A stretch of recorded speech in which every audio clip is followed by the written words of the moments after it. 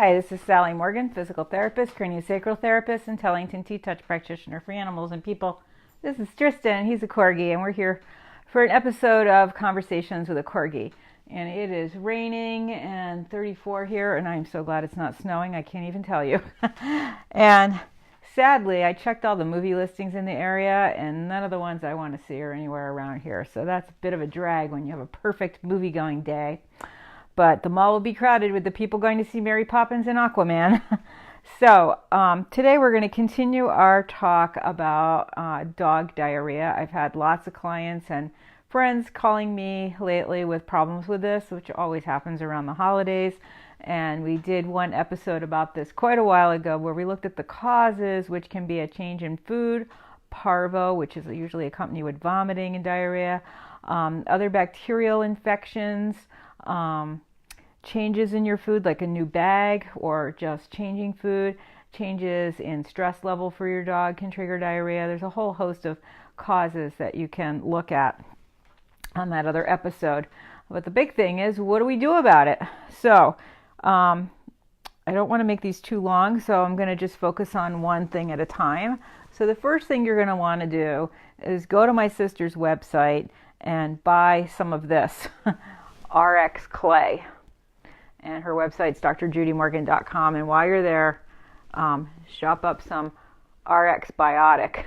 Yeah, Joe's just done this. And this is a probiotic for dogs. Keep it in the fridge. And this is what the clay looks like. It's a powder. It's a very fine powder. And it comes with a tiny little scoop. And at the first sign of diarrhea, and I'm not talking, squishy poop. I'm talking, kind of a juicy poop that's got liquid content to it. One scoop of the clay can just stop it permanently. So you want to keep that. I keep mine in my fridge just to keep it fresh, but you want to have that in the house at all times because you just don't know what's going to happen.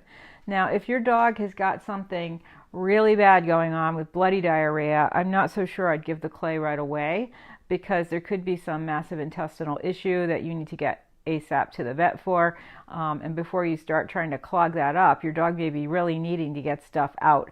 But just for your normal, opened a new can of food, had a big day at the dog park, he's exhausted and stressed, relatives over for the holidays, for your average situation with just a little bit of a soft stool, the clay, one scoop of clay in a meal is going to fix that. And what it does is pull the moisture into the clay so that the poops get more solid. Now, I had a Corgi before this one who, if he went for a very long walk, which varied how long that was depending on where he was in his lifespan, but a longer walk would always result in diarrhea for him. I think that the food I was feeding him wasn't good, and I didn't know at the time. He was getting a chicken-based product, I think, for most of his life when this was happening. And I think the food just wasn't really that good for him. And I think it was a product of his good intestinal status that he was able to be solid at all. But if I had not been feeding him chicken, he was an orange Corgi. Chicken's inflammatory to an orange Corgi. It's a hot thing you're giving to a hot dog, and it's creating inflammation in the dog's body.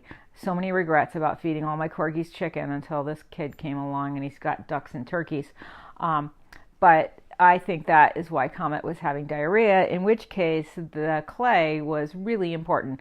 And like when I took him to the beach and he was running all day and playing with the other dogs when he was like from 3 to 10 years old, I really needed the clay with me at all times because anything could set him off because A, I was giving him the wrong food, and B, that increased level of exercise really sped up his intestinal output. So the clay is really important. And you can ask my sister, but I'm pretty sure that's also useful for cats, but the dose is going to be smaller. Obviously, although a dog this size, 18 pounds, lots of cats are that big. But, the scoop is very tiny. And this stuff is really effective. So let's look at one of the other things that you're going to want to do right away. Plenty of vets will tell you to give the boiled rice and chicken to your dog. Now, if you've got an orange Corgi And he's like, comment was, and I'm giving him chicken, which is causing the problem, which I didn't know at the time. Feeding him chicken and rice is going to make it worse. It's certainly not going to make it better. And so that never worked. And my sister said, even then, before she knows what she knows now, she said, give him oatmeal or pasta, which was such a better choice, and boiled hamburger, which is also a better choice than chicken. So think about those things. Now, what I do now that I know even more is I give my dogs turkey burger that I cook in the frying pan with nothing. I have one of those no-stick frying pans, so there's no oil in it, and it's very oil-free as a food product anyway. So that's what I would recommend now, is giving a turkey with either pasta or oatmeal. And I've had a couple of dogs as they got older and sicker where oatmeal became a big part of every meal. And it's got lots of benefits beyond just helping with a poopy butt. But plenty of people, and I'm sure some of them are watching now, or they know somebody who's been feeding chicken and rice, has found that their dogs are not better, and they don't know why. And there's also plenty of people I know, some of my clients from 20 years ago, because that was touted by vets to be a good thing, they were feeding their dogs chicken and rice every day.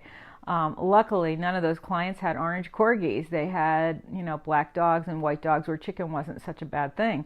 So they were not necessarily not doing as well, not doing as badly as my dogs would be on a chicken and rice diet. So you want to try oatmeal or pasta. Make sure you use the right kind of pasta. I don't know that I'd go to the quinoa if my dog's having an intestinal problem. Like I said, if you get one runny stool, go right away to the scoop of clay and take half of whatever they're eating out of their meal and substitute that with oatmeal. The steel cut ones are actually a little harder to digest, so I use the quick cook ones, the organic ones from the co-op. And I just add hot water to them. I don't boil them or stir them or cook them or any of that. And dogs really like it, and you can mix it with a little bit of their regular food with the clay, and your problem should be solved. So tomorrow we're going to look at a couple of more things to do for your pets when you have a diarrhea situation. And I think I have to defer to my sister for cats, because I know these things would work for a cat, but I haven't owned a cat with diarrhea, so I can't tell you specifically. And most cats have other digestive things going on that cause the vomit and the diarrhea than what a dog would have. Most cat food causes most of cats' problems. So, before I would do much, I would definitely take a hard look at what I'm feeding my cat if he's running around having diarrhea and throwing up, because that usually is a sign that your cat's in great distress. So that's a quick look at a couple of things related to solving the diarrhea problem if it happens to come into your experience. And then tomorrow we'll look at a couple of more products and solutions and continue on looking at poop. And I didn't even mention the pumpkin, which is also a good thing if you have nothing else in the house. But we'll talk more about that tomorrow. All right, thanks for joining us today. Everybody have a great day. Stay warm and dry.